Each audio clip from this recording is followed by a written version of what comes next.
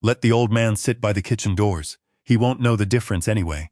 I heard Margaret Harcourt Mills, the mother of the bride, whisper those exact words to the frantic wedding planner just 2 hours before the reception began. I was standing in the shadowy alcove near the coat check, unobserved. A lifetime of discipline teaches you how to blend into the background. I didn't flinch. I simply adjusted the cuffs of my 10-year-old Navy suit and committed the moment to memory. I am Martin Calloway. I am 68 years old, and I have spent the last 4 decades building a life constructed on observation, patience, and the ruthless execution of consequences. But to the 300 distinguished guests arriving in their bespoke tuxedos, I was just the groom's father, a tired, insignificant man who supposedly spent his life working odd jobs, living paycheck to paycheck. A man lucky enough to have his son marry into real money. Table 47 was my assigned seat for the evening. It wasn't an oversight. It was a calculated humiliation. Positioned precisely next to the swinging doors of the catering kitchen, the air around me was thick with the scent of roasted garlic and the sweat of overworked servers. The clatter of dishwashers drowned out the string quartet. I sat there with my hands folded, a small brown paper-wrapped gift sitting next to my water glass. 310 guests filled the room, politicians, local celebrities, real estate magnates. The Harcourt Mills family had invited everyone who mattered, and they had positioned me at the absolute furthest point from the celebration, a living punchline. I raised my son Daniel entirely on my own, 23 years of solitary fatherhood. Not a single day passed without a hot meal on our table. Not one semester went by without his tuition paid in full. I taught him how to treat people who could do absolutely nothing for him. And yet tonight, I was placed further back than the valet staff. I watched Daniel, handsome in his tuxedo, completely unaware of where they had hidden me. If he knew, he would have torn the place apart, but I had explicitly forbidden the staff from informing him. I needed this to play out exactly as they had designed it. Because a fatal mistake is only truly fatal when the person making it believes they are completely untouchable. To understand why I was sitting at table 47, holding my silence like a loaded weapon, you need to understand the 18 months leading up to this evening. When Daniel first introduced me to Vanessa Harcourt Mills, my instincts honed by decades of navigating corporate sharks screamed a silent warning. She was beautiful, polished, and entirely transactional. She looked at my modest house, my older car, and my calloused hands and dismissed me as irrelevant. Her father, Jeffrey Harcourt Mills, was worse. Jeffrey was a man who wore his generational wealth like a heavy cologne, overpowering, artificial, and designed to mask something rotten underneath. At a family dinner at their Okanagan Valley estate, Jeffrey spent the evening interrogating me about my quaint lifestyle. He smirked when I told him I preferred doing my own landscaping. He sneered when I declined his $3,000 scotch. Well, Martin, Jeffrey had said, not everyone is burdened with the complexities of managing real capital. There is a certain simplicity to your existence. He didn't know it, but that was the exact moment he sealed his own destruction. I don't get angry. Anger is a volatile emotion that leads to mistakes. I get analytical. The next morning, I made a single phone call to Victor Ames. Victor has been my private secretary and chief intelligence officer for 29 years. He is a ghost man who can trace a wire transfer through 6 offshore shell companies before breakfast. I told Victor to dismantle their entire facade. What Victor uncovered wasn't just arrogance. It was a sprawling web of fraud and financial rot. Jeffrey Harcourt Mills was not a billionaire. He was a drowning man pretending to float. 15 years ago, desperate to prove his financial genius, he made devastating speculative investments in unregulated real estate and was wiped out. To cover the losses, Jeffrey started stealing from his own blood. He over-leveraged the family's ancestral Okanagan estate. Worse, he took control of the extended family's trust accounts, the money meant for his cousins, aunts, nieces, and structured it into a desperate Ponzi scheme. He was paying old debts with new money, generating fake quarterly statements. The money was gone. The rot didn't stop with the father. Callum, Vanessa's older brother, the golden boy with the leased Ferrari, was running an unregistered investment syndicate. He had targeted retirees, leveraging his family's name to collect $14 million, which he blew on high-risk day trading. But the discovery that chilled my blood was about Vanessa. Victor had breached her private communications. Vanessa had been involved in a sustained, passionate affair with a married barrister in Calgary named Sebastian Crane. The affair started 4 months before she met Daniel, and it had never stopped. Not when they moved in together, not even during the week of the wedding rehearsals. There were hotel receipts. There were emails. I could have stopped the wedding months ago. I could have handed Daniel the dossier. But Daniel is a deeply trusting man. If I had brought him paper evidence, Vanessa would have gaslighted him. She would have played the victim, accused me of fabricating documents, and Daniel might have believed her. I couldn't risk losing my son. I needed him to see the monster without the mask. I needed the Harcourt Mills family to expose their own true nature, in public, in a way that could never be unwritten. So I waited. I played the role of the poor, quiet father-in-law. I endured their veiled insults. I let them believe they were the apex predators in the room, completely oblivious to the fact that they were swimming in a tank I owned. Over the last 6 months, I built a financial guillotine. Operating through heavily shielded, intermediary holding companies, I systematically purchased the lending positions that held the mortgages on every single property the Harcourt Mills family owned. The Okanagan estate, their sprawling Kerrisdale mansion, the art gallery, I bought all of their debt. I paid a premium to acquire it, far more than the paper was worth. I owned their past, I owned their present, and tonight I was going to erase their future. And now, sitting at table 47, the moment of execution had finally arrived. The room grew quiet as a silver spoon clinked against fine crystal. Jeffrey Harcourt Mills stood up at the head table. He adjusted his bespoke jacket and smiled. He picked up his champagne flute, holding it like a scepter. "Ladies and gentlemen," Jeffrey's voice boomed through the high-end sound system. "If I could have your attention," the chatter died down. 300 faces turned toward the front of the room. I kept my eyes locked on the swinging kitchen doors. "Tonight, we celebrate the union of two families," Jeffrey began. "But more than that, we celebrate the elevation of a young man." A low murmur of polite laughter rippled through the front tables. I felt the muscles in my jaw tighten, but I remained perfectly still. The trap was springing. Jeffrey paused, stepping away from the podium. He deliberately walked around the head table, so he was standing in full view of the entire room. He scanned the crowd, and then, with chilling precision, his eyes locked onto mine. In a room of 300 people, he pinpointed table 47.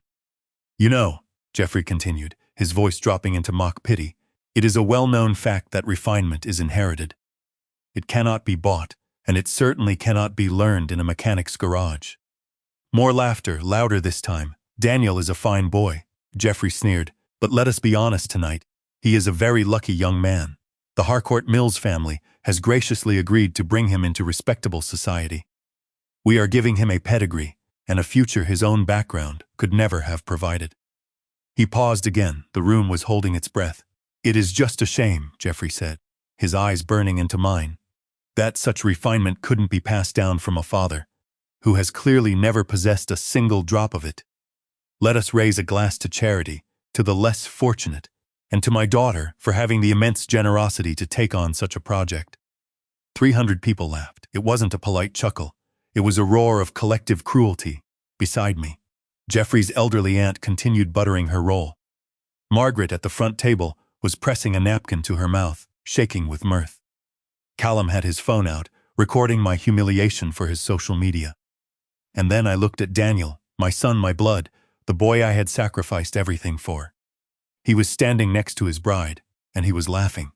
He leaned his head toward Vanessa, covered his mouth to hide his grin, and shared a private joke with the woman he loved. The joke was me. In that fraction of a second, the last thread of mercy I held snapped. The temperature in my veins dropped to absolute zero. The plan was no longer just a lesson. It was a total scorched earth annihilation. I slowly stood up from table 47. It was time to unleash. Hell, I want to pause here. If you are listening to this and you have ever found yourself sitting in a room where a collective decision has been made that your dignity does not matter, then you know exactly what the air tasted like in that ballroom.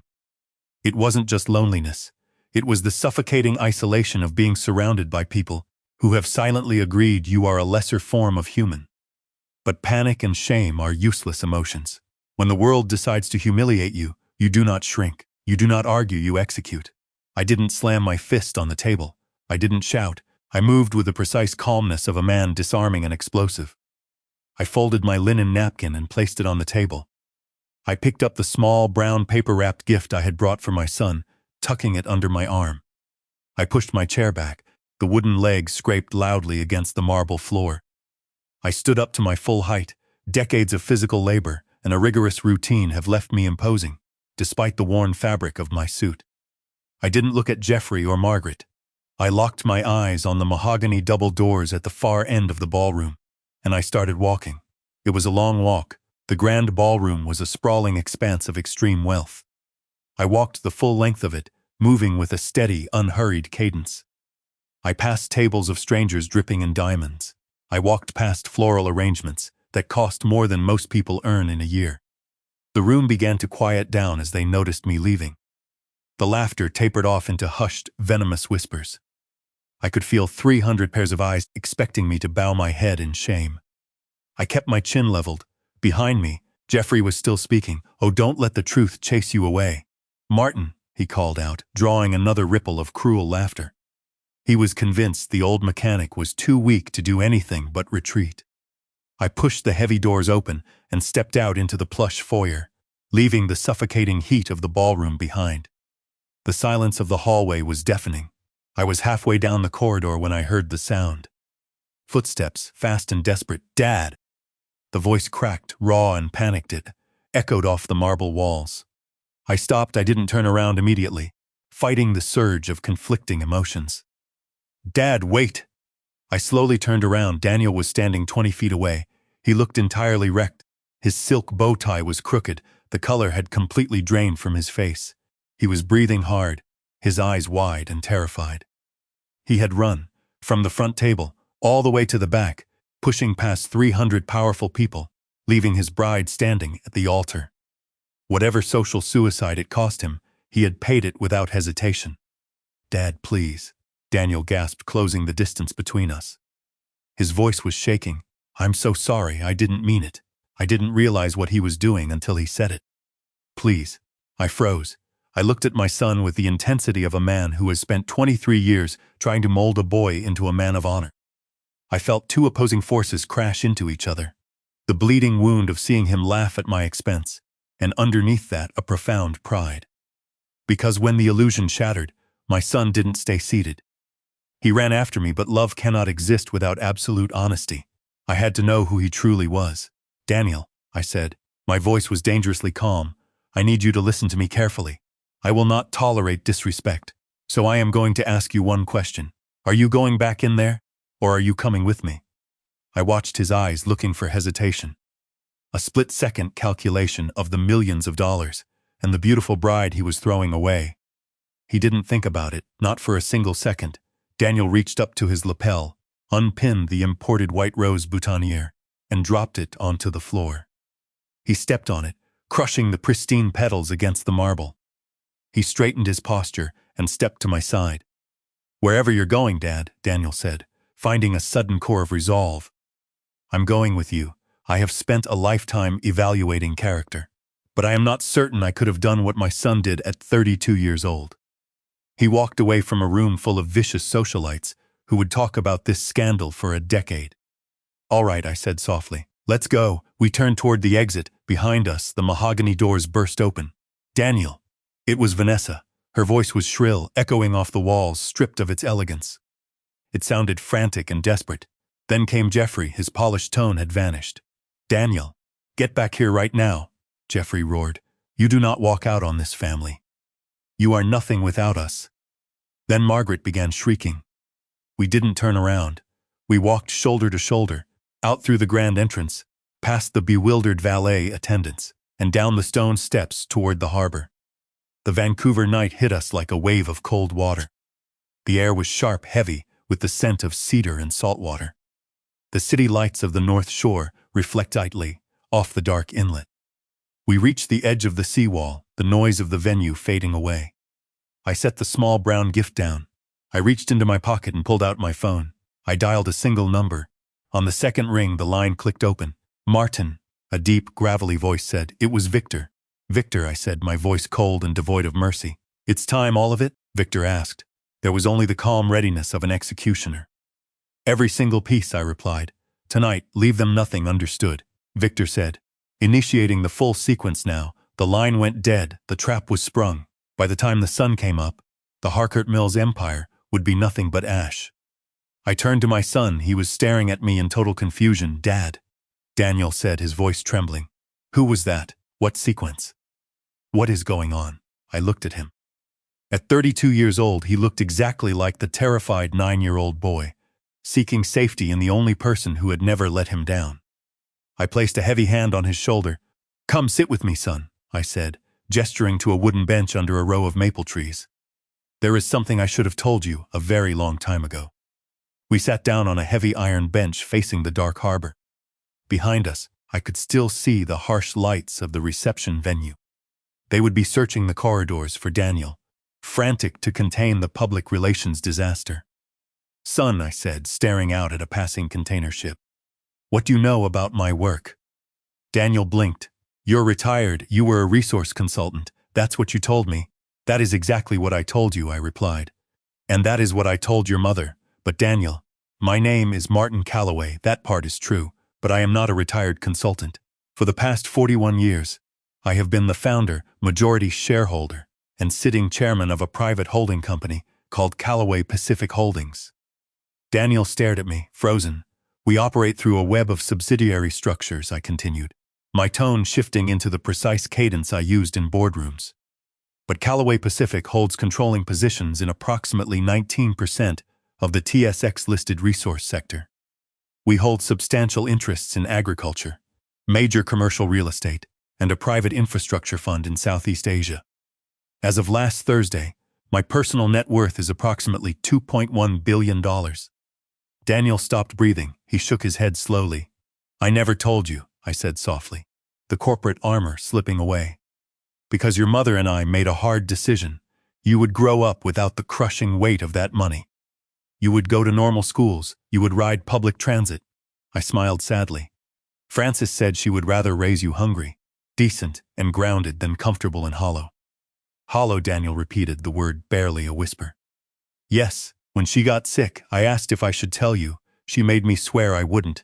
Not until you had built something entirely of your own. Not until you knew exactly who you were.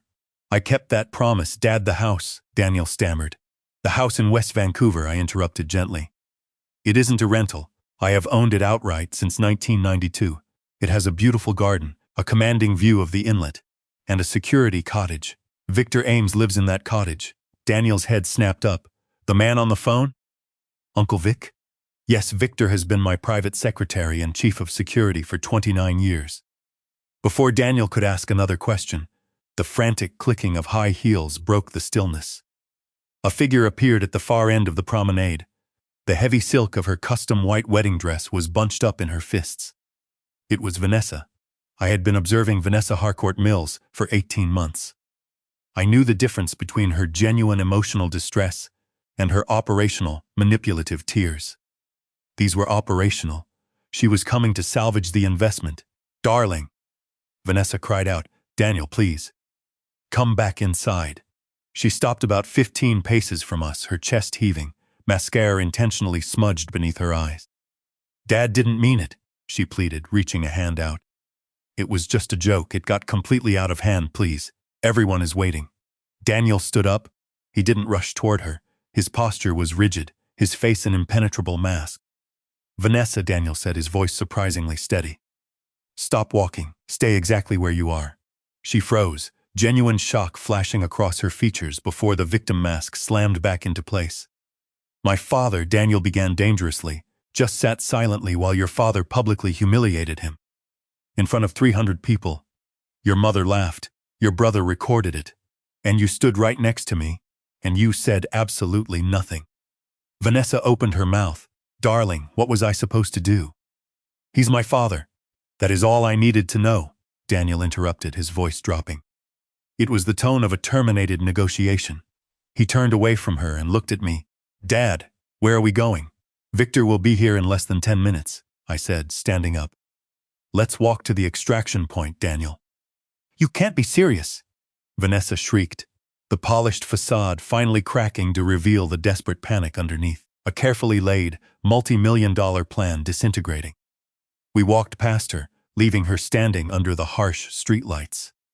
At the top of the venue's stone steps stood Jeffrey himself. His smug composure was entirely gone. He screamed Daniel's name into the night, sounding raw and pathetic. Daniel did not look back. We stopped at a dimly lit section of the seawall. Daniel gripped the iron railing, staring out at the black water. Daniel said, his voice tight, "The phone call, the sequence. What exactly did you tell Victor to do?" I leaned against the railing next to him. "About 7 months ago," I began, my voice cold and professional, "I suspected the Harcourt Mills family was an elaborate fiction. I asked Victor to initiate a deep-dive investigation into their corporate and personal finances." Daniel turned his head to look at me. "Jeffrey's wealth is entirely a performance," I stated. 15 years ago, he made disastrous, highly leveraged private equity bets on Indonesian real estate. He lost everything the family had built. Then how? Daniel started.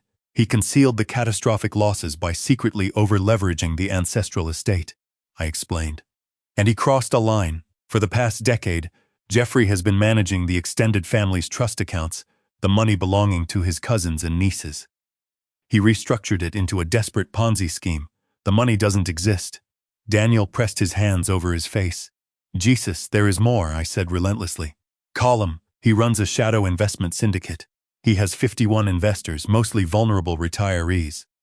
He took in $14 million and blew it on high-risk day trading." Daniel looked sick. 6 days ago, I continued, I routed a bulletproof documentation package directly to federal securities regulators. By Monday morning, they will execute warrants. Callum has perhaps 30 days before the indictments drop. Daniel stared at the dark water. "And Vanessa," I said, for the first time all night, I let my composure slip a fraction, then hardened it back to steel. Victor obtained 3 years of her private correspondence. Daniel closed his eyes tight. "Vanessa has been maintaining a sustained romantic relationship with a married barrister in Calgary named Sebastian Crane," I said. "The affair began 4 months before she met you. It continued without interruption. There are hundreds of emails. There was a confirmed hotel reservation for the night before your rehearsal dinner.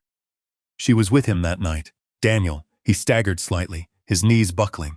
He sat down heavily on the cold concrete. "Why?" Daniel gasped, his voice cracking violently. "Why didn't you tell me 6 months ago? Why did you let it go this far?" "Because," I said, crouching beside him, "you would have fought me. She would have lied and played the victim. You might have married her anyway, tying your life to a family of narcissistic parasites.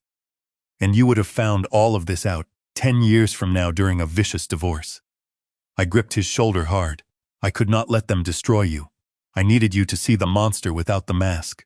I needed them to expose exactly who they are when something real is required of them. And tonight, Daniel, they showed you." Daniel remained on the concrete, his head resting in his hands. "Some betrayals are so profound they require a vast silence before they can be processed." I sat down on the low concrete wall beside him and waited.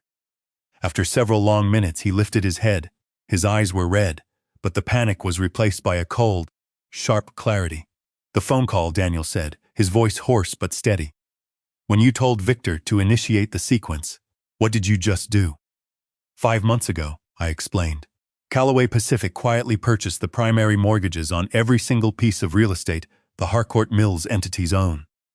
We hold the paper on the Okanagan estate, the Carisdale mansion, and the commercial properties. Daniel's eyes widened. "You bought their debt. I paid a significant premium to acquire it," I confirmed.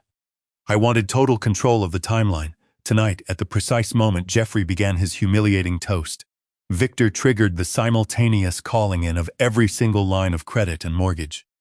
"Calling them in?" Daniel asked.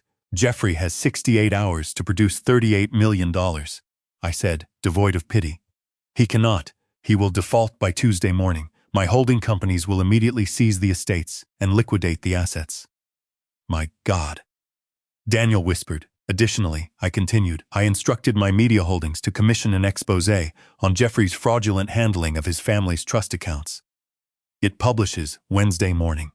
The charitable foundation is legally required to remove him from the board within 48 hours of publication. Daniel stared at me, the magnitude settling over him. Callum goes to federal prison. Jeffrey loses his fortune, his reputation, and his properties. You have completely destroyed them in a single evening. I looked out at the dark water. No, Daniel, I said firmly. I did not destroy them. Callum stole millions from vulnerable retirees. Jeffrey robbed his own flesh and blood.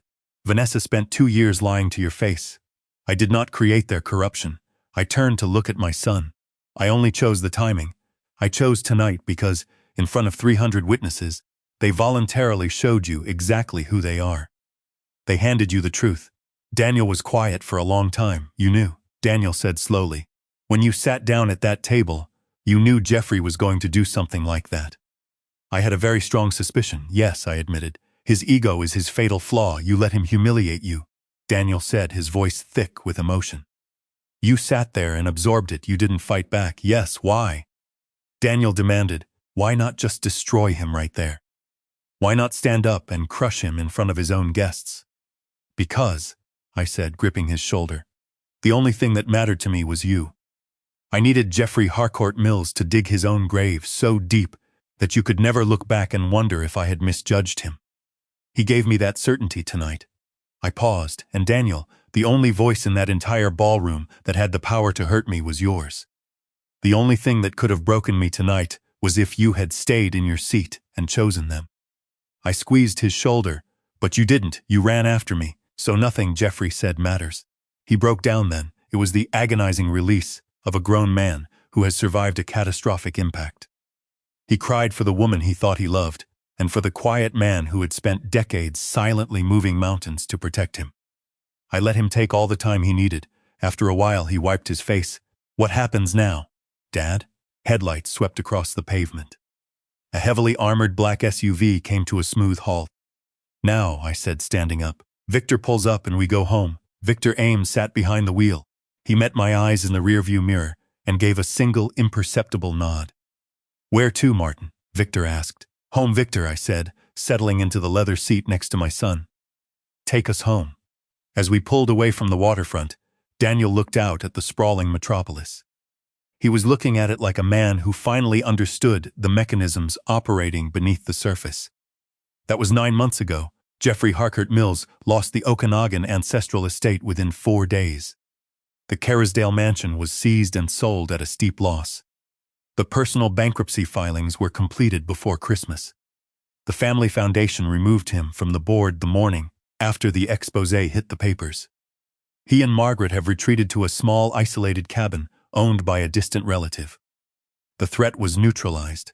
The file is closed. Callum was arrested exactly 11 weeks after the wedding.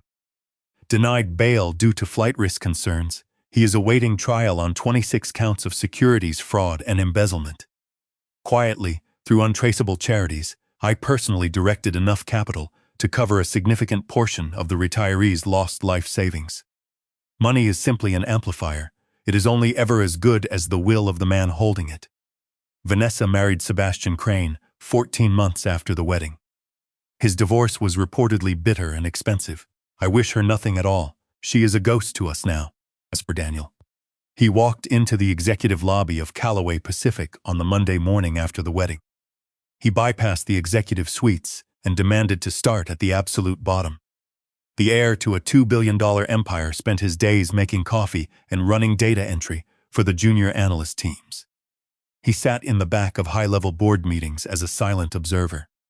When he spoke, his questions were devastatingly sharp. He is currently learning the mechanics of our massive agricultural portfolio. The senior director reported to me that Daniel possesses a terrifyingly accurate instinct for the work. I know his mother would have been unspeakably proud. 3 months ago, Daniel met someone. Her name is Simone. She doesn't come from generational wealth. She works in marine conservation, restoring damaged eelgrass habitats.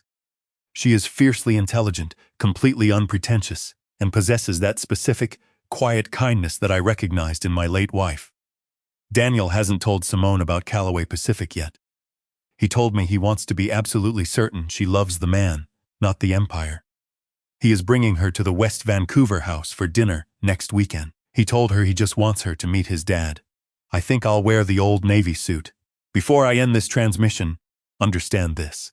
Wealth never changes a person's fundamental character. It merely removes the consequences of exposing it. Jeffrey Harcourt Mills believed his money gave him the right to look down on a quiet man. But true confidence does not require an audience, and real power never needs to humiliate the weak. When you see a man treating a stranger with unprovoked contempt, you are not witnessing strength. You are witnessing a profoundly terrified person overcompensating for his own hollow core. Never let the arrogance of others dictate your worth. And when the time comes to deliver a consequence, do not shout. Do not argue. Simply execute. If you understand the power of absolute discipline, hit the like button and subscribe to the channel. I will return soon with another briefing. Stay sharp.